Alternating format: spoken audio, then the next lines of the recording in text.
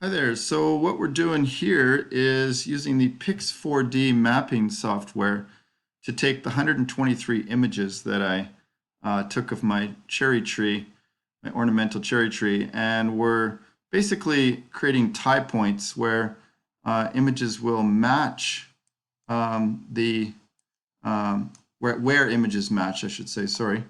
So it's creating a 3D mesh and a point cloud. So what we're going to get out of this hopefully is a model that is a good representation of my cherry tree.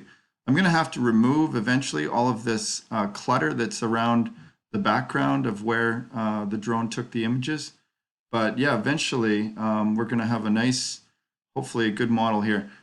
Just some other aspects of how this works here. If I turn on my camera angles here, it's just going to show a million different pictures that were taken around that tree and kind of what we call the photo centers and where all those pictures were.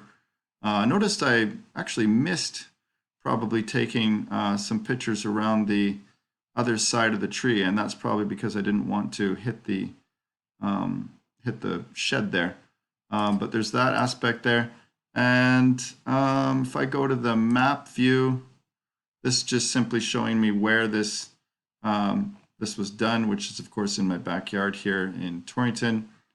I'll go back to the ray cloud view here.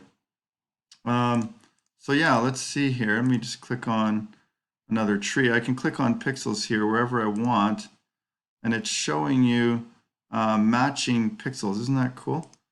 I can go to branches. I can go to all kinds of things wherever it's making a tie. In other words, those are the number of images that it's using to create a three-dimensional model at that particular point there. So I can go and check up some of these pixels on these thin little branches, and it's even getting those there too.